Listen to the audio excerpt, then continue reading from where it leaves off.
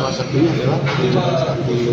Badan Pusat Statistik Provinsi Sulawesi Utara (BP Sulut) menggelar rapat evaluasi kegiatan monitoring dan evaluasi program makan bergizi gratis (MBG). Kegiatan ini berlangsung 28 hingga 31 Oktober 2025 di Aston Hotel Manado.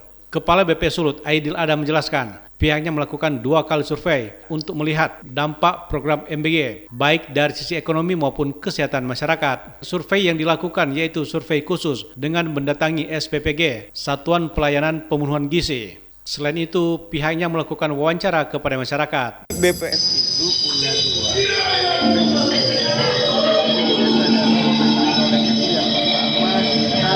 2. Namanya survei khusus. Survei khusus itu kita mendatangi SPPG.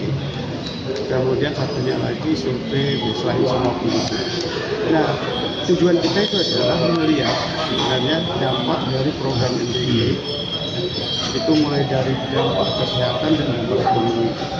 Nah, kalau ke penyuntuk ekonomi itu kita akan melihat penyerapan tenaga kerjanya, kemudian suppliernya bagaimana, kemudian untuk kesehatan yang menerima manfaat bagaimana, itu semuanya. Jadi kita pertama juga melaksanakan di bulan Juni, kemudian nanti di bulan November. Jadi ada sekitar 1.900 rumah tangga yang kita datangi dan kita akan mendatangi seluruh SPPG yang sudah kita. Wakil Gubernur Sulawesi Utara Victor Mailangkai yang juga Ketua Satgas MBG Sulut menegaskan pentingnya kolaborasi lintas instansi agar program nasional ini dapat berjalan maksimal.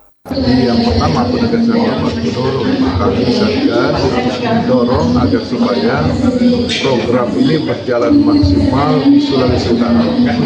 Mulai dari proses awal penetapan SPPG-nya sampai pelayanan kebutuhan untuk penerima manfaat. Untuk itu, maka ini perlu diukur sejauh mana pengaruhnya, dampaknya, pelaksanaannya, kendalanya apa. Dan kami berterima kasih karena dari Biro Pusat Statistik, Badan Pusat Statistik melakukan program untuk survei evaluasi.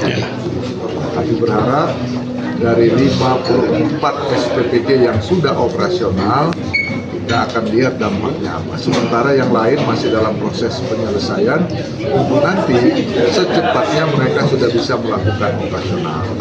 Data kami 160.000 orang di Sulawesi Utara yang telah menjadi penerima manfaat.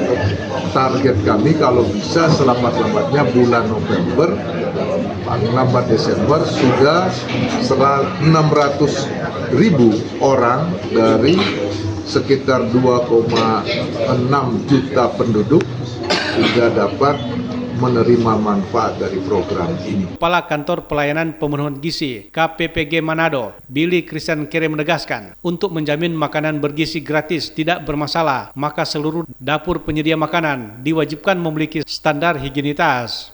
Selain itu juga dilakukan pelatihan bagi penjamah makanan untuk menjamin kualitas gizi bagi penerima manfaat. Ya, ketentuannya memang ada dari kita juknisnya untuk keturunan pembangunan dapur-dapur tersebut. Itu diatur melalui Perka BKN ataupun juknis yang dikeluarkan oleh Kepala Badan Gizi Nasional. Untuk memastikan kita punya tim verifikasi lapangan. Di sini ada teman-teman sarjana penggerak pembangunan Indonesia (SPPI) yang menjadi tim di kecamatan-kecamatan untuk memastikan SOP yang dijalankan ketika ada pembangunan dapur. Diharapkan dengan adanya rapat monitoring dan evaluasi program makan bergizi gratis MBG yang dilaksanakan BP Sulut akan mengetahui seberapa besar pelaksanaan program makan bergizi gratis ini berdampak dari sisi kesehatan maupun ekonomi masyarakat. Demikian Bobi sampaikan terus mengudara untuk Indonesia.